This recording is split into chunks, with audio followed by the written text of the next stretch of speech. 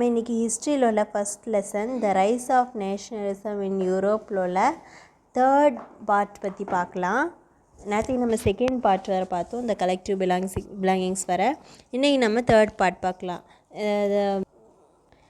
Napoleon பற்றி பார்க்கலாம். அவர் எப்படி டெமான்ஸ்ட்ரேட் பண்ணார் அதை பற்றி பார்க்கலாம். அவர் அட்மினிஸ்ட்ரேஷன் சைடில் ரொம்ப நல்லா நடத்தினார். அதே இது டெமோக்ரஸி அப்படியே டிஸ்ட்ராய் பண்ணிட்டார் ஃப்ரான்ஸில். அவர் சிவில் கோட் ஆஃப் 1804 இது பண்ணார். அதுக்கு பேர் இன்னொரு பேர் நெப்போலியனிக் கோடுன்னு சொல்லுவாங்க. அப்போ இந்த நெப்போலியனிக் கோட் படி சில பாயிண்ட்ஸ் வருது. அது ரொம்ப இம்பார்ட்டண்ட்டான பாயிண்ட்ஸு. அதை நீங்கள் படித்து வைக்கணும். கண்டிப்பாக ஒரு 5 மார்க் கொஸ்டினில் உங்களுக்கு கேட்பாங்க. இது நெப்போலியனிக் கோட் என்னெல்லாம் வரும்னா, all privileges based and birth.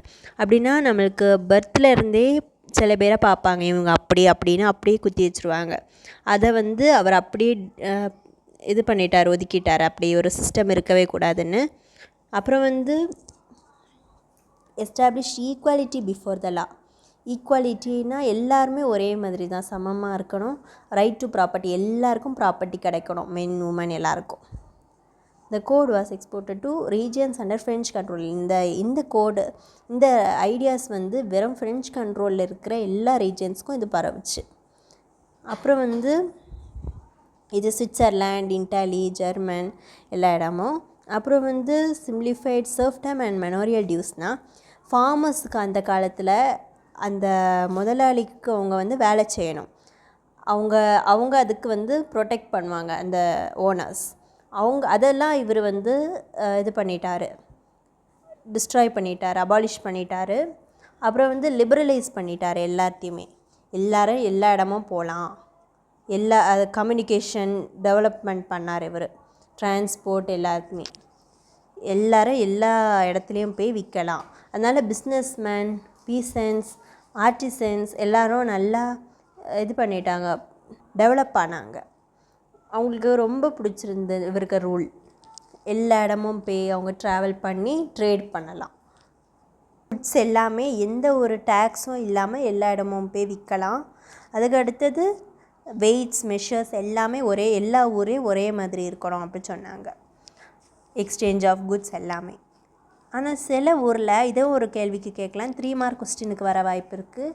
Y people are not ready to accept Napoleonic code. இவர் இவ்வளோ பண்ணியிருக்காரு, ஆனாலும் சில பீப்புள் அதை அக்செப்ட் பண்ணலை.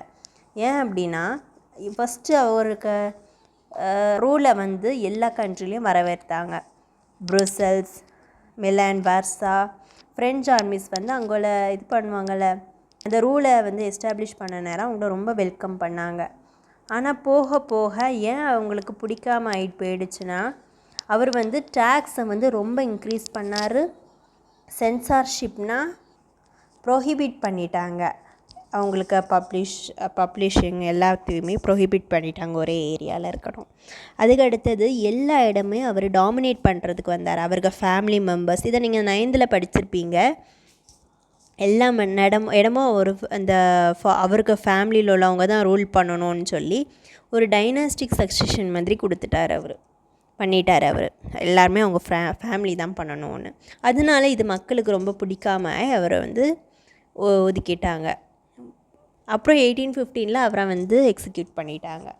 அது நீங்கள் கண்டினியூ லெசனில் பார்ப்பீங்க. அதுதான் ட்ரீட்டி ஆஃப் வியன்னான், அதெல்லாம் பார்ப்பீங்க நீங்கள். அடுத்த பார்ட் அடுத்த வீடியோவில் போடுவேன்.